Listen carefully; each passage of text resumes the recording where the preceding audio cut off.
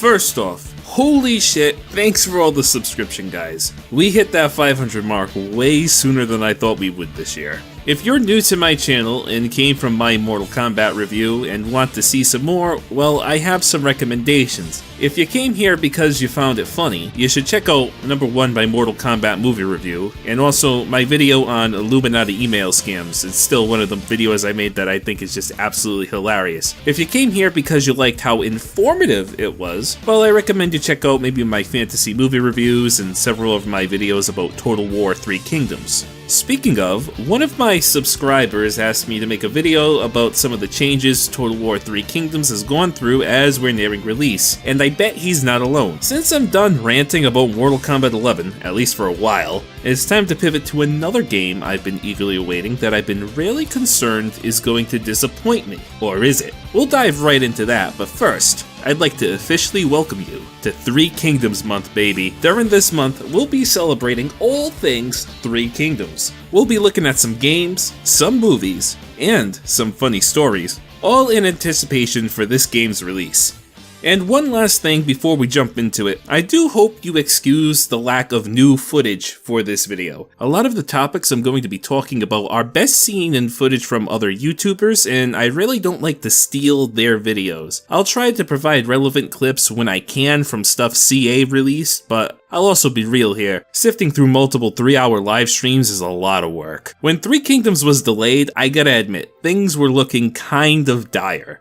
This is a game that had already been pushed back once before and was literally a week from release, and we still hadn't seen much of anything. Everything we saw looked really, really rough, from the graphics to the gameplay. I'd be lying if I said I wasn't at one point ready to just write 3 Kingdoms off as a wash. The AI looked brain dead at best, armies seemed tiny, records mode seemed mostly like a second thought, and CA was having a real issue having any kind of transparency with their audience. And overall, the game didn't seem like it was making all that great a use of the 3 Kingdoms setting aside from maybe the diplomacy and character building. Now lately, there's been some various YouTubers who are in good standing with CA that had access to a more recent, polished pre-release build of the game, and these recent campaigns have actually changed my mind about this game a little bit. As always, I'm reserving full judgment for when the final game comes out and I have it installed and can play it for myself, so these are only impressions, not my final thoughts. I narrowed down the 5 biggest gripes I had with earlier builds, and we're going to compare them to how things are shaping up now that we're close to release, hopefully.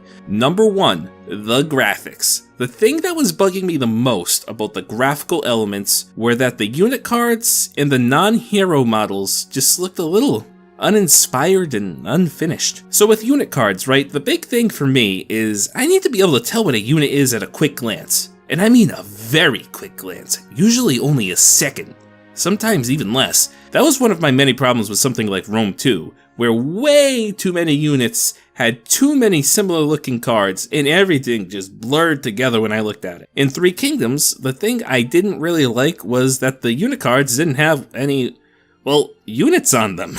It's like I would be commanding the Phantom Army or something. Would be fitting for the yellow turbans, but for everyone else, I don't know. Jokes aside, clearly the intent was to highlight the weapons pertaining to the unit, which is good in theory because being able to tell your swordsman from your spearman is obviously important, but it also made it harder to tell your crap spears from your elite spears, at least with a glance. That's the key, with a glance. However, now the cards do indeed have units on them. And they have different poses too, which will make things even easier to distinguish between them. I'm very much a visual learner, so this is a big welcome change for me. As for the unit models themselves, they do look better, and they look better to the point where I am okay with them. I don't have the greatest computer, it's also not a toaster. I'm only going to be running this game on high settings at most to ensure good performance, especially when I'm recording it, but I can fully understand why others are not exactly impressed yet. The other thing is, when I play at least, I don't really zoom in all that much. I'm usually too busy micromanaging all my troops. Hell, I'm very much prone to pausing battles at times because there's a million orders I need to issue to all my troops at once. That's just my gameplay style. For others though, I know they like to zoom in and they like to watch the action and they like the game to look good, and that's perfectly fine, and I think there's still some improvements that could be done in terms of textures, But this is going to lead me into the next topic because the other big one for me that's kind of related to the graphics was number 2, the animations. For this, I'm specifically talking about two things: dual animations for heroes and matched combat animations for soldiers. Dual animations actually didn't strike me at having a lot of issues. Instead, it was more how the animations played with everything around it. We all remember the gigantic bubble that would form around dueling generals in early footage, causing soldiers to clip into buildings and all that, I hope. Duels also seem to have a bad habit of blocking choke points and gates, and all of this seems to have been reduced to a more manageable level. I've been watching some of Lionheart's gameplay because he's doing romance mode, which is the mode that I'm honestly more interested in, and these things don't seem nearly as egregious as they were at first. However, I still question the need for the dual bubble at all. And it also seems that there might be a small bubble around generals the whole time. I honestly can't really tell,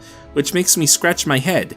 I mean, Warhammer had single entity heroes and it worked just fine, no bubbles required. I understand it for the duels, but even then I don't think they're actually even needed for the duels. It just seems a little weird to me. Now for matched combat, it's a bit of a mixed bag for me. I never actually liked the overly long combat animations of something like Shogun 2. Calm down. A lot of times, units would be locked in those elegant animations, right? And they looked cool, but it did make combat a bit slow, and at times it could be a bit immersion breaking. On the flip side, I do like it when there is some level of matched combat in the game. I mean, even Medieval 2 had some semblance of it. It was absent totally in Warhammer, which I can fully understand because I'm sure that would be a motion capture nightmare. In the latest builds we've seen, it still appears that combat between individual soldiers seems kinda lackluster.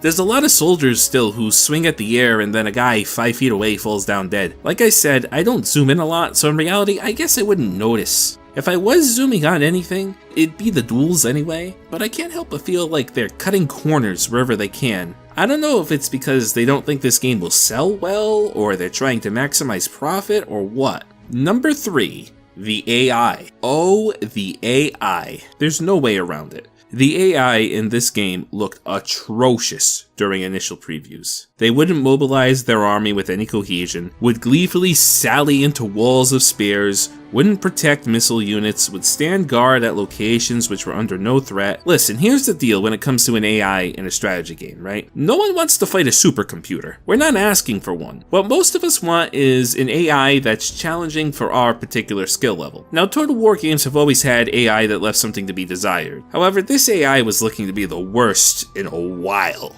With some of these recent build videos, it seems like there's been a notable improvement, particularly when it comes to defending settlements is where I noticed. The AI doesn't seem to defend where it doesn't need to anymore, at least for the most part. On the field, they at least seem to all march together. When battles actually start, it's still hit or miss and they make quite a lot of mistakes, but as I said before, I do want an AI that makes mistakes. You ever play computer chess on the highest difficulty? It's usually not that fun. My main concern is that I won't be challenged by the AI's tactics. Now you would normally say, well, then play on a higher difficulty. The thing though with AI in Total War games, it's usually the same tactics regardless of difficulty. Maybe they might flank a bit more often, but the difficulty increase traditionally comes from bonuses and modifiers the AI gets to its army. You aren't fighting a better opponent, you're fighting the same opponent with better units. Whether this is the case in Three Kingdoms, who knows? I personally wish that the AI difficulty would depend on the level of the general leading the army, and higher level generals would fight smarter, but realistically that was never going to happen, so I can't fault the game for it. On the flip side, it does seem like when the AI knows for a fact that it has the advantage, it's going to use it as well as it can. So in Lionheart's Yuan Shao LP, at least I think it was him I was watching, there was a part where he assaulted a fort with an opponent who outnumbered him, and the AI did not budge at all.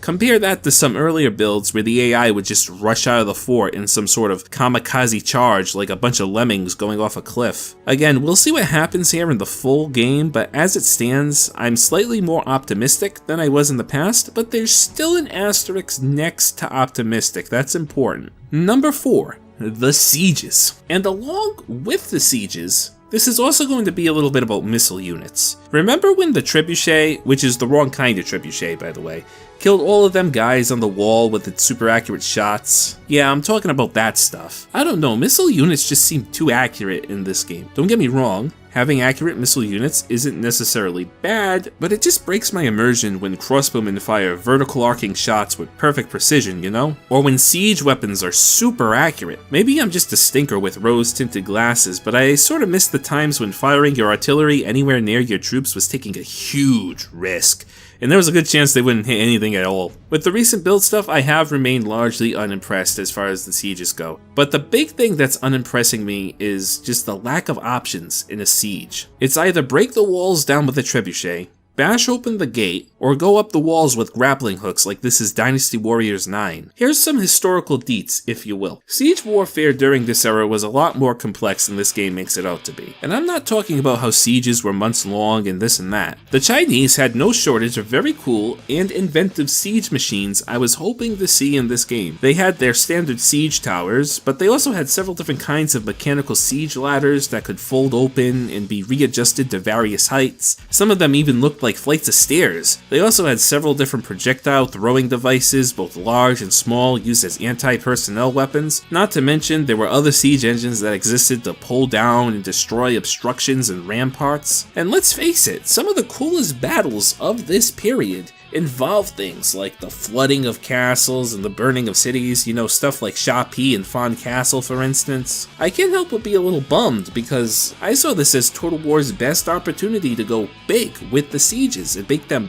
really dynamic and interesting, but they decided not to for some reason.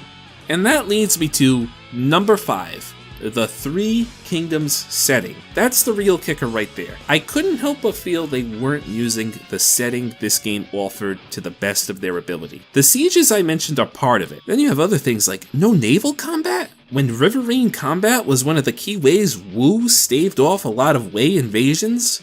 And the fact that the most famous battle of this time period is the Battle of Red Cliff, which was a freaking naval battle. Now other stuff I do think they nailed, so I have to give CA props. After seeing the videos of the latest builds, the Guanxi and character interaction system seems to work as intended, and I'm expecting it to add a lot of flavor and life to the game. Unless, of course, there's a limited number of lines and stuff and it can get very repetitive. The diplomacy also seems to work as intended for the most part. Coalitions sometimes seem a little wonky, but otherwise it looks like the AI is willing to accept sensible deals and will offer you sensible deals in return. They seem to have an obsession with taking your items though, I don't know why that is. The spy system seems really cool as well, and I'm expecting a lot of fun stuff from that, despite it also likely making me really paranoid. Also, the supply system seems pretty good too. Way better than it was in Thrones of Britannia, where it took forever to build up and then forever to go down. So far, it seems like in Three Kingdoms it's going to be a big factor in campaigns. I think that's pretty cool. But there is still other stuff I just feel is missing, and is going to hold this game back from being the ultimate Three Kingdoms war game it could have been. There's no playable barbarians for one, no Xiongnu or Wu Huan or Nan Man to play as. Those will likely be DLC down the line. There's also just a lot of characters that are kind of well known and important that are generic. Cao Ren, for instance, is generic. Wang Gai is another one. Now, they kinda got away with it by giving them some unique traits, but I still can't help but feel that's another thing that's lacking. In some factions, only unique character is their ruler. Like Yuan Shao, for instance, Wen Chou and Yan Liang are generic. Listen, I don't expect them to make every single character have a unique model, and I also wouldn't expect an entire Dynasty Warriors roster of uniques either, but I did expect to have a little more. I'm hoping for a mod that'll change that with either custom-made models or maybe imported from a Koei game just to make things a bit more lively. So to cap things off here, I will say that this game is looking to at least be on par with other historical Total War games now. I still think it is a bit lacking in terms of being a great Three Kingdoms strategy game, or rather being the best it could be. I think the campaign will easily be the highlight over the battles this time around, but I do want to go out with a word of caution. And get your torches and pitchforks ready, because I feel like a lot of you are not going to like what I have to say. But I'm a little worried they're focusing on campaign to try and compete with the grand strategy market, which is not exactly a genre I like, and one of the reasons I like Total War is because of the great real-time battles that give me a lot of control over my conquests. I'm sorry. I don't know though. Maybe we'll get the best of both worlds here, but again, we won't know for sure until the full game comes out, right? Anyway, you guys tell me, how are you feeling about this game? We're so close to its actual release. Again. Hopefully it doesn't get delayed again. But the state of it is looking to be better than it was last time I discussed it on my channel, so it probably will get released. Hopefully. Fingers crossed, right? I am excited. I am a little nervous. There's been a few rough releases of games I've been excited for recently, and hopefully this one doesn't continue the pattern.